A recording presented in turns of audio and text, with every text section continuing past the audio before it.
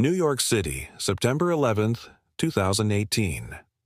As an Air India Boeing 777 made its approach to John F. Kennedy International Airport, a cascade of electrical failures disabled numerous vital instruments in the cockpit in poor weather and running low on fuel. The four pilots in the cockpit had to make some crucial decisions. Should they attempt an unfamiliar type of approach into New York, or should they risk taking their electronically crippled aircraft to an airport further afield, where there was better weather, but where they might run critically low on fuel? The fate of all 357 people on board depended on whether the flight crew could successfully manage this complex set of failures for which they had never been trained. This is the story of Air India Flight 101. Air India Flight 101 departed Indira Gandhi International Airport in New Delhi at 2 o'clock in the morning on September 10, 2018. The journey to New York would take 15 hours. On board were 342 passengers and 15 crew. Many of the passengers were families traveling back to New York after visiting relatives in India. There were also a number of students returning to university. In the U.S., as well as some business travelers, the plane was at its maximum capacity and had over 140,000 kilograms of fuel on board. By the time they reached New York, this figure would be just 8,000 kilograms in the cockpit for the long journey. Were 4 pilots, 2 captains, and 2 first officers. They would each take turns at the controls of the aircraft during this flight so that each crew member would be well rested for the arrival into New York. The captain of this flight, 49. Old Rustam Palia, also known as Rusty, was highly experienced with over 23 years of flying under his belt and 3,500 hours on the 777. It was his first time flying with the 3 other men in the cockpit. First Officer Vickers Captain Shushan Singh and First Officer Diaz Badi. This crew didn't know it yet, but in a few hours they would be forced to work together to solve a series of problems that they had never trained for in one of the busiest airspaces in the world. The aircraft being used for this flight was a 9-year-old Boeing 777. Though introduced in 1995, the 777 remains one of the most modern and reliable aircraft in passenger service. This particular aircraft was a stretched version of the original 777, known as the -300ER with EOR standing for Extended Range, technologically sophisticated aircraft. Like the 777, require a lot of maintenance. However, and when the pilots of Air India Flight 101 boarded the aircraft in New Delhi in the early morning of September 10th, they were informed there had been some technical issues with their aircraft on its previous flight. These issues were not deemed critical, however, and apart from the lack of a functioning auxiliary power unit, the aircraft was more or less in a normal state. As a result of this, they were able to depart without delay. The first indication that there were problems with the aircraft occurred 40 minutes after takeoff when the crew had reached their initial cruising altitude. A warning message appeared on one of the pilot's displays saying single-source radio altimeter. The radio altimeter is an instrument which tells the pilots how high they are above the ground. It's more accurate than the main altimeter, known as the barometric altimeter, because rather than using air pressure to determine the plane's altitude above average sea level, it works by bouncing radio waves off the ground below and measuring exactly how long it takes for the signals to return. For redundancy, the 777 is equipped with 3 radio altimeters, 1 for captain, 1 for first officer, and 1 backup. 2 of these had now failed. This was not a problem while the plane was in cruise. However, the radio altimeter is only used below 2,500 feet while the plane is on approach. However, if the weather at New York was foggy and the pilots couldn't see the ground, they would need to be extra vigilant about monitoring their altitude for the first few hours. This was the only sign that there was trouble brewing in the aircraft's electronic systems. However, when the flight was midway over the Atlantic, the pilots got a warning that their TCAS was not working. TCAS stands for Traffic Collision Avoidance System. It uses radio signals to display the location of nearby aircraft on the pilot's navigation displays. If 2 aircraft are on a collision course, TCAS alerts the pilots of each aircraft and advises them on whether to climb or descend to avoid a collision.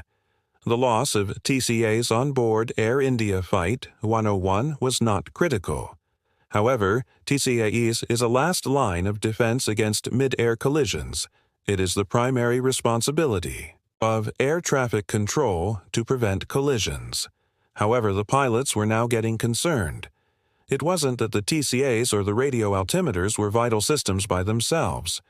They weren't, but the failure of two separate systems raised the question of whether these failures might be related, and if they were related, what other systems might fail before they reached New York. The crew received their answer to this question at just before 8 in the morning, New York time, as they made their final approach to JFK. They noticed as they tried to line up with roommate for right that their instrument landing system, or ILS, was not functioning. The ILS provides pilots with precise vertical and horizontal guidance down to the runway. It is especially useful on days like this where the cloud base is very low and pilots are unable to see the runway until seconds before touchdown. On this day, the cloud base at New York was 200 feet, meaning that the pilots were only able to see the runway mere seconds before touchdown. Almost every approach conducted into airports these days is an ILS approach, even in good weather, so a malfunctioning ILS is a significant failure. The aircraft was traveling at over 3 miles a minute at this point, and the pilots needed to act fast to salvage the approach they used. The heading select mode on the autopilot to point themselves towards the runway while they rapidly set up a different kind of approach in their flight management computer. This is known as an LNAV approach, and it uses information from the aircraft's GPS to guide it towards the runway. LNAV stands for lateral navigation and VNAV for vertical navigation. An LNAV approach is not as accurate as an ILS approach, and so is known as a non-precision approach.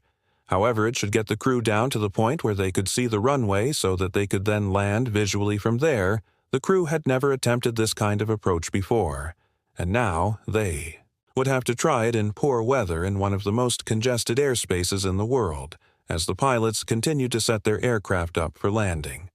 The gear configuration warning sounded. This alerted the pilots to the fact that the landing gear was not properly extended after checking the position of the gear lever. However, they determined that the gear was in fact extended and that this warning must be erroneous. The alarm continued to sound, however, as the pilots drew ever closer to the ground. With such a low cloud ceiling, the crew would have to use the autopilot to land the aircraft. However, with so many important systems going haywire, that was not an option.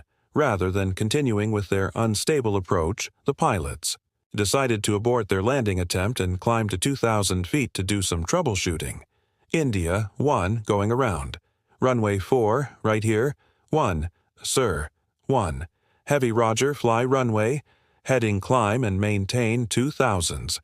This normal flight had quickly turned into a very high workload situation for the pilots. They were flying low over New York in poor visibility, with numerous systems failures they had never experienced before. They had to coordinate with air traffic control to stay clear of other aircraft, all while troubleshooting their issues and deciding what their next course of action should be. Because an ILS approach is less accurate than an ILS approach. Pilots are only permitted to land if they can see the runway by a height of at least 600 feet above the ground for an ILS approach, which is what they would normally do. This would be 200 feet. This limited the pilot's option. Significantly, the cloud ceiling at JFK was 200 feet, meaning that they could not land there using a non-precision approach. As they conducted their go-around, they communicated this predicament to air traffic control. The visibility is fine, but the problem we are facing is with the ceiling, because we can't continue with the ILS without feeling of 200, because every time we try to lock onto the localizer, the implementation that doesn't allow us to do that. Okay, so you cannot do like an order land or something. I know auto land is not available because both, we've got 2 radios failures, we've got all multiple instrument failures. Okay, so let me try and find, so you need something with a better So what ceiling do you need? We need something where we can do like a non-precision approach, and you know anything about like 600 or so? Okay, I got it. Okay, I understand that. Just fly heading 220. Let me find some weather, pull some weather up, and let me find something. Okay, thanks. The controller went to check the weather at a number of alternate airports, and the pilots continued weighing up their options for all they knew. More systems might well fail over the next few minutes. On top of this, they were fatigued after being in the air for 15 hours and were eager to get on the ground before they started to run low on fuel. A few minutes later, the controller radioed the pilots with some options. "Aaron, do you want one?" "Heavy. I'm having trouble finding anything that's really that good. I have Albany is 600 feet overcast, and Boston Logan would be 500 overcast. What I'm trying to find. Washington dollars is it 200 feet? Also, okay. And any idea on the trend as far as this goes? Indefinite, like you said earlier. Yeah, that's the clouds. It's been cloudy, like with this kind of marine layer. For most of the morning, I believe. Okay, we were just checking Boston as well because we're getting a little low on the fuel as well, so we need to try it quick with just over 7,000 kilograms of fuel on board. The pilots couldn't make it to Albany or Boston. They were simply too far away. They had no choice but to attempt a landing into an airport in New York, but as it stood, the cloud ceiling at JFK Newark and Stewart Airport was well below the 600 feet they needed for their non-precision approach to buy themselves time. The crew climbed to 5,000 feet, as they would burn less fuel at that altitude. Heavy, heading 09 or 05, maintained 5,000. 090 climbing maintain 5,101. The pilots were now stuck in a difficult predicament. They were circling New York low on fuel in poor weather, with numerous systems failures, one of which meant that they could not attempt a landing at any airport in New York. With every passing minute they were eating into their fuel and further limiting their options. What else would fail in the next few minutes? Air traffic control. Then cleared the crew to climb to 6,000 feet to further reduce their fuel burn, which would give them more time in the air to weigh up their options. Controller also gave them radar vectors to keep them in the New York area so that they could make an approach quickly if the weather improved a few minutes. Later, the controller suggested what he believed would be the best alternate airport available to the crew. "I think, based on the weather that we have in the area, and based on the forecast that I'm seeing, I think Bradley Bravo, Hilo, Bravo Delta. Lima will be your best option." Okay, and right now the ceiling, there is 500 overcast, and then the forecast is calling it first to get better. After, between now and 1500 Zulu, it should get a little bit better, if they think 1,500 feet at 1,500 Zulu, but I'm trying to find Boston. Also, Bradley International Airport in Connecticut is located about 200 kilometers northeast of New York City. However, with their fuel situation deteriorating by the minute, the crew were eager to attempt a landing at one of the airports which they were already close to. Okay, the other thing that we could try over here, because we've got a trend showing, it's the ceiling that JSK is also improving a bit. I could try a VNAV approach, a quick VNAP approach over here. Okay, you know it can take up down in a situation like this because we're really, stuck and there's no fuel. At this point, the controller received fresh weather information for Newark Airport, which was much closer to the pilots than Bradley, and I'm showing Newark just had a special in there, and they're showing 400 overcast. They just had a special at 12050. So about 6 minutes ago. Okay, so it's a bit better. Now because the weather came up just 400 feet overcast, that sure, this was still 200 feet lower than the 600 feet the pilots wanted, but with every passing minute they risk running out of fuel. If they waited any longer, they may not have the freedom to pick their airport. They knew that with a non-precision approach in low visibility, there was a high chance that they would have to perform another go-around with this as a distinct possibility. They wanted to have as much fuel on board as possible in order to keep their options open. Finally, under increasing time pressure to get the plane down, the crew decided on Newark Airport in New Jersey, which is about 50 kilometers to their south. The weather is getting a little bit better. They haven't had to go around for due to the weather. Okay, so what we will do is we'll clear to the ILS for right at Newark, but you're gonna fly it as a VNAV person. That's correct, and if I have a better feeling, at least once I go visual, I can continue my approach. The controller started giving the pilots radar vectors to Newark, and then cleared them to descend the extent of the aircraft's dysfunction. Becomes clear to the controller when he asks the crew which systems they have lost their new ones. Other. Then both iOS is both radar altimeters. What other things have failed on the airplane? Basically here we've got a single source, radio altimeter. We've got decant failure, no. Water-land, windshield system, auto speed brake, and our. APU is unserviceable as well. Okay, I didn't understand that. One little last one. So, TCAT fell.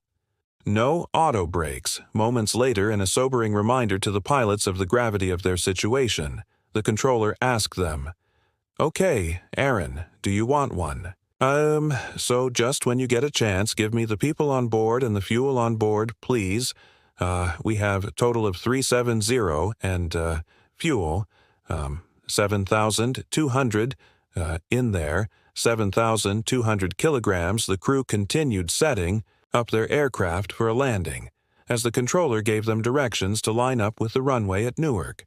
They informed the passengers, who at this point were completely oblivious to the extent of the aircraft's problems, that they would be diverting to Newark Airport due to technical issues at 25 minutes past 8. They contacted Newark Air Traffic Control Approach. "Good morning. 101, 3,000 feet, heading, apparently, applause. The far right island, very good. Express Iowa as the aircraft made." Its way towards the airport, the controller sent the airport's emergency vehicles to the runway in preparation for the worst truck 1, while we wait here. Nature of emergency is a computer failure.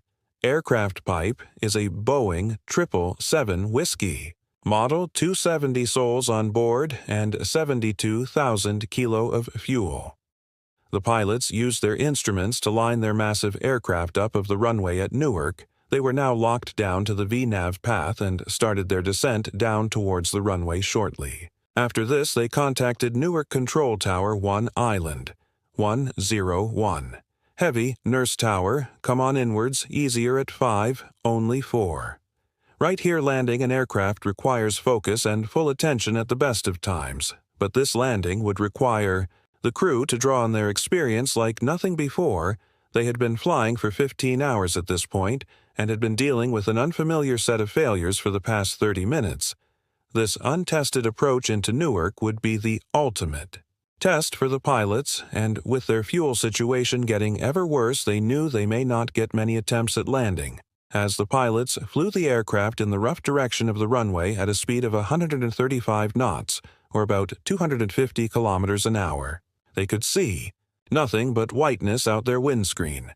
With every passing second, they became increasingly desperate to see the runway. If they couldn't see it by about 400 feet, they would have to go around at 1,000 feet above the ground. The crew got too high.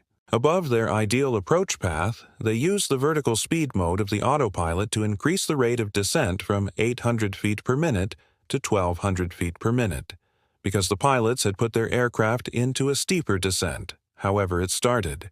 Speeding up if it got too fast, the crew would be unable to land and would have to waste precious fuel. Going around for another approach at this point, the captain disconnected the autopilot and started to fly the aircraft manually. He lowered the flaps further in order to slow the aircraft down. At one point in the control tower, a warning displayed on the controller's screen that the aircraft was getting too low to the ground. Applause. At just this moment, the aircraft broke out of the clouds and the pilots could finally see the runway. However, they were too high and too far to the right of the runway. Captain Palia pushed the aircraft's nose down and steered left to align the plane with the runway. This would be one of only a small number of chances he would get to land this aircraft finally at 8:30 in the morning. The aircraft touched down safely on runway far right at Newark. All 357 passengers and crew were safe. Shortly after the pilots had parked at the gate, an intense downpour came over the airport. If the crew had delayed their decision to divert to Newark by just 15 minutes, or if they had attempted a go-around, they would have been unable to see the runway through the rain by sheer good luck. They made it down just in time. But what had caused all of this in the first place? The 777 is one of the safest aircraft in the sky, with layers of redundancy built into every aspect of its design. How could so many important systems fail? While the findings of Air India's investigation into this incident have not been made public, I have spoken with a number of 777 pilots about the failures which took place on board. That day, the common culprit in their explanations is a computer system known as AIMS. AIMS stands for Airplane Information Management System. It's a computer housed underneath the cockpit in the engine and electronics bay of the 777, and it acts as the brain of the aircraft. It uses 4 electrical buses to transfer information between different aircraft computers. A fault with the AIMS itself, or with an electrical bus known as the 629 bus, may have resulted in the cascade of failures which took place on this day. Everything from radio altimeters to the TCAS auto-speed brakes and windshield warning system takes information from this system. The failure of the AIMS or of the 629 bus explains the set of issues experienced by the pilots on this flight. We can't know this for sure because no official report into this incident has been published.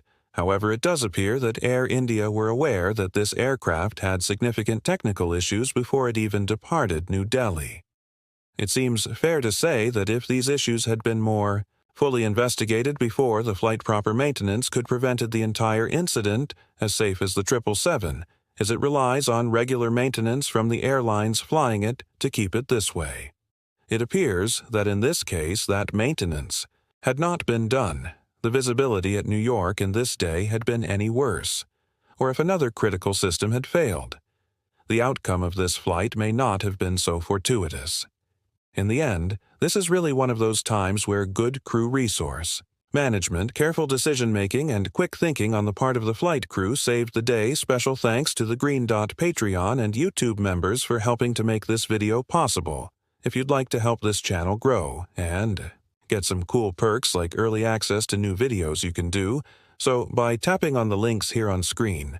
I'd especially like to thank Andrew Shiskaloff, Anthony Whistler, Antalaponi Etops, and Garth Farrell for their very generous contributions.